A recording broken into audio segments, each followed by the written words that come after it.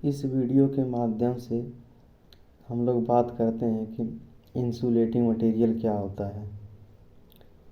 Insulating material में वैद्युत धारा का प्रवाह क्यों नहीं होता है। तो सबसे पहले हम बात करते हैं वैद्युत पदार्थ क्या होते हैं, वैद्युत रोधी पदार्थ क्या होते हैं। तो इंसुलेटिंग मटेरियल ये वे पदार्थ होते हैं जिनमें वैद्युत धारा का प्रवाह नहीं होता है। यह वैद्युत धारा के प्रवाह का विरोध करते हैं और ये सब पदार्थ इंसुलेटिंग मटेरियल कहलाते हैं। विद्युत रोधी पदार्थ निम्नलिखित हैं जिनका वैद्युत धारा के प्रवाह का बहुत अच्छी तरीके से विरोध करते हैं, जैसे Bakelite, ebonite, asbestos, rubber, mica. ये सब विद्युत रोधी पदार्थ होते हैं। कहीं न कहीं हम लोग ये सोचते हैं कि कुछ पदार्थों में विद्युत धारा का प्रवाह होता है और कुछ पदार्थों में नहीं होता है। आखिर इसका रीज़न क्या है? तो दोस्तों, इसका मुख्य रीज़न ये होता है कि किसी पदार्थ में मुक्त इलेक्ट्रॉनों की संख्या बहुत अधिक होती है तो किसी पदार्थ में मुक्त इलेक्ट्रॉनों की संख्या बहुत कम होती है। तो जिन पदार्थों में मुक्त इलेक्ट्रॉनों की संख्या बहुत अधिक होती है वे चालक पदार्थ कहलाते हैं, और जिन पदार्थ में मुक्त इलेक्ट्रॉनों की संख्या बहुत कम होती है वे विद्युत रोधी, अचालक या इंसुलेटिंग मटेरियल कहलाते हैं। तो जैसा आप सबको पता होगा कि जो इलेक्ट्रॉन होते हैं किसी नाभिक के चारों तरफ अलग अलग कक्षाओं में रहते हैं। तब बात यह है, जो चालक पदार्थ होते हैं, जो इलेक्ट्रॉन होते हैं यह नाभिक के चारों ओर अलग अलग कक्षाओं में उपस्थित रहते हैं, बट ये नाभिक से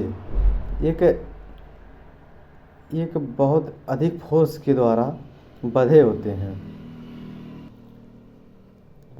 हैं जिसके कारण अब मान लीजिए जो नाभिक के एकदम नज़दीक होता है उसको उससे अलग करने के लिए हमें अधिक भारी एनर्जी देना पड़ेगा, उसको गर्म करना पड़ेगा। मेन बात फ्रेंड्स, इलेक्ट्रिकल जो ये ब्रांच है इसके द्वारा हम जितना भी अध्ययन करते हैं, कोई भी इंसुलेटिंग मटेरियल हो या कंडक्टिंग मटेरियल हो या सेमी कंडक्टिंग मटेरियल हो, ये सब टेम्परेचर का गेम होता है। इसको समझने के लिए हमें पहले मूल रूप से टेम्परेचर के बारे में जानना पड़ेगा।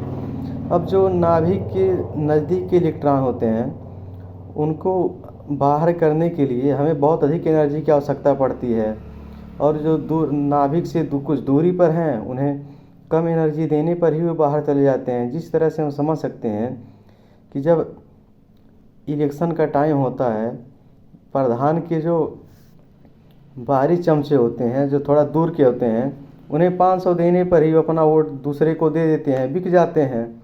तो उन्हें कम एनर्जी की आवश्यकता पड़ रही है, बहुत कम पैसा देने की आवश्यकता होती है। लेकिन कुछ ऐसे चमचे होते हैं जो बहुत क्लोजली होते हैं, जैसे कि प्रधान के बहुत क्लोजली होते हैं। यहाँ प्रधान नाभिक से लिया गया है क्योंकि उनको तोड़ने के लिए अधिक एनर्जी देनी पड़ती है, तो 500 में अपना वोट नहीं देंगे दूसरे को, उनको कम से कम 4-5 हज़ार से तो अधिक ही देना पड़ेगा, क्योंकि वो प्रधान के बहुत क्लोजली होते हैं इसलिए, और नाभिक के बहुत नज़दीक होते हैं इसलिए उनको तोड़ने के लिए हमें अधिक एनर्जी की आवश्यकता पड़ती है। इसी तरह जो चालक पदार्थ होते हैं उनमें से मुक्त इलेक्ट्रॉनों को बाहर करने के लिए नाभिक से बहुत कम टेम्परेचर की आवश्यकता होती है। इसलिए जो चालक पदार्थ होते हैं वो सामान्य टेम्परेचर पर, कमरे के ताप पर ही वैद्युत धारा का आसानी से प्रवाह कराते हैं। लेकिन जो इंसुलेटिंग मटेरियल होते हैं उन्हें अधिक टेम्परेचर की आवश्यकता होती है। ऐसा नहीं बात है कि इंसुलेटिंग मटेरियल में विद्युत धारा का प्रवाह नहीं होता है, बट वहाँ हमें अधिक टेम्परेचर की आवश्यकता होती है। अक्सर हम लोग गांव में सोचते हैं कि बांस का प्रयोग किया जाए, इसमें विद्युत धारा का प्रवाह नहीं होता है। तो ये सब विद्युत का प्रवाह हर एक पदार्थ में होता है, बट टेम्परेचर हर एक इंसुलेटिंग मटेरियल का एक टेम्परेचर होता है कि इतने टेम्परेचर पर ये इंसुलेटिंग की तरह व्यवहार करेगा और ये कंडक्टिंग पदार्थ की तरह बिहेवियर करेगा। इसलिए प्रत्येक पदार्थ का एक निश्चित वोल्टेज होता है कि इतना वोल्टेज अप्लाई करने पर, अब जैसे कंडक्टर पदार्थ होता है, इसमें बहुत कम आप वोल्टेज देंगे तो इसमें इलेक्ट्रॉन का प्रवाह होने लगेगा। लेकिन वही जब इंसुलेटिंग मटेरियल होता है उसके हमें चालक की अपेक्षा बहुत अधिक वोल्टेज अप्लाई करने पर उसमें विद्युत धारा का प्रवाह होगा। इसलिए हम ये समझ सकते हैं कि जिसमें विद्युत धारा का प्रवाह कराने के लिए अधिक वोल्टेज की आवश्यकता होती है, बहुत अधिक होती है, वे सब इंसुलेटिंग मटेरियल होते हैं। अगर कोई इंसुलेटिंग मटेरियल है तो आखिर वह कितने टेम्परेचर तक, कितने वोल्ट तक अपने आप को इतना सामर्थ्य रखेगा कि वह इलेक्ट्रॉन का प्रवाह नहीं होने देगा। आखिर उसका भी तो कोई सामर्थ्य होगा ना कि इतने वोल्टेज तक। इसलिए जब कोई इंसुलेटिंग मटेरियल होता है उसका भी एक सामर्थ्य होता है। उस सामर्थ्य से अधिक वोल्टेज अप्लाई करने पर उसमें भी क्षरण धारा, जिसे लीकेज करंट कहते हैं, प्रवाहित होने लगता है। वह अपने इंसुलेटिंग के गुण को खोने लगता है।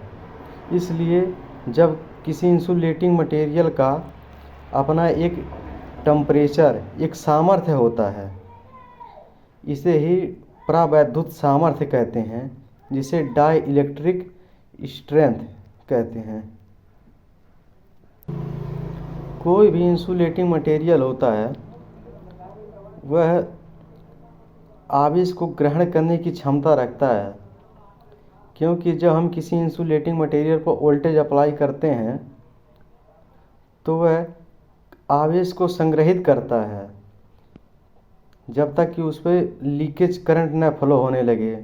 इसी प्रकार हमारा कैपेसिटर बना होता है, क्योंकि जो कैपेसिटर होता है दो चालक पदार्थों के बीच में डाइलेक्ट्रिक मटेरियल रखा जाता है, जबकि परावैद्युत पदार्थ जिसे कहते हैं, जो परावैद्युत पदार्थ, विद्युतरोधी पदार्थ होते हैं, उनमें आवेश को संग्रहित करने की क्षमता होती है।